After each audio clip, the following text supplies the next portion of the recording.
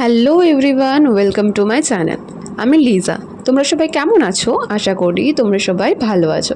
আজকে আমি তোমাদের সাথে শেয়ার করব একটি রিয়েলিস্টিক ক্রাফট পেন্টিং। আমি আগে কখনো এরকম রিয়েলিস্টিক পেন্টিং করিনি, খুব ভয়ে ভয়ে পেন্টিংটা শুরু করেছি। ভিডিও শুরুতে যে ছবিটি তোমরা দেখলে সেই ছবিটিকে রেফারেন্স হিসেবে নিয়ে শুরু করেছি আমি আঁকাটা। আচ্ছা, তোমরা অনেকেই জিজ্ঞাসা করেছো আমি এই পেন্টিংগুলো কিসের ওপর বানাই। আমি তো পেন্টিংগুলো বানানোর জন্য সার্কেল উডেন ব্লক ইউজ করি। আমি ফ্লিপকার্ট থেকে অর্ডার করেছিলাম। তোমরা যারা পেন্টিং করতে ভালোবাসো তারা ইউজ করতে পারো। আমি এই পেন্টিংটি করার জন্য হোয়াইট, ব্ল্যাক, রেড, অরেঞ্জ এই কালারগুলোকে ইউজ করেছি।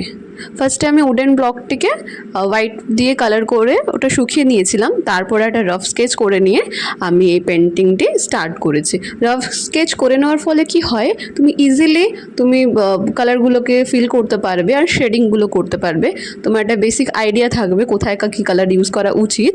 তো সেইভাবে আমি সেই স্টেপগুলোকে ফলো করেই কমপ্লিট করে থাকি। আর শেডিংয়ের জন্য আমি একটু ডার্ক কালারগুলোকে ইউজ করছি যাতে সেই ড্রয়িংটা বা পেন্টিংটা এনহ্যান্স হতে পারে। তোমাদের সাথে কথা বলতে বলতে একটা কথা তোমাদের সাথে শেয়ার করতে খুবই ইচ্ছা করছে। আমাদের প্রত্যেককেই নিজেদের জীবনে স্বাবলম্বী হওয়া উচিত। একজন মানুষ তার জীবনে সফল হতে চাইলে তাকে অনেক বাধার সম্মুখীন হতে হয়, কিন্তু যদি সে তার লক্ষ্যে অটল থাকে এবং পরিশ্রম করে তাহলে সে অবশ্যই সফল হতে পারবে। আর প্রত্যেকের জীবনে একটি করে ভালো বন্ধু বা কাছের মানুষ থাকা খুব দরকার, যে তোমাকে প্রতি মুহূর্তে মোটিভেট করবে, জীবনে সফল হতেই সাহায্য করবে। তোমরা কি জানো আমার জীবনে সেই ভালো বন্ধুটিকে? সেটি হলো আমার মা।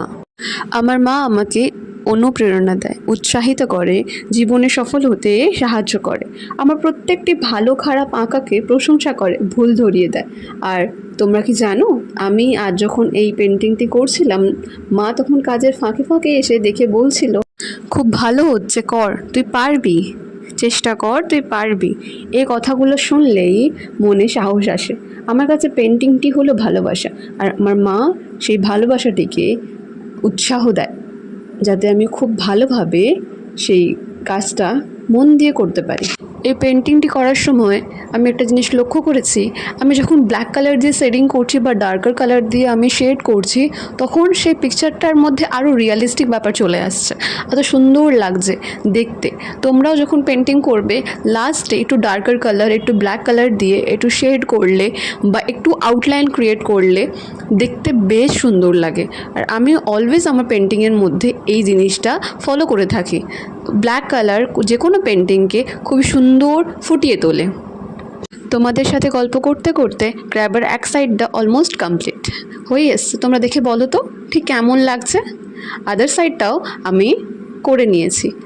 হোয়াইট কালার দিয়ে আমি পেন্টিংটিকে কমপ্লিট করছি।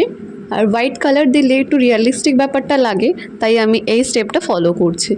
এবার তোমরা জানাবে আমাকে পেন্টিংটি কেমন হয়েছে, আদৌ কি রিয়েলিস্টিক হয়েছে কি না, আমি আমার চেষ্টায় সফল হতে পেরেছি কি না।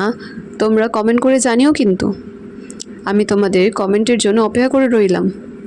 Love you.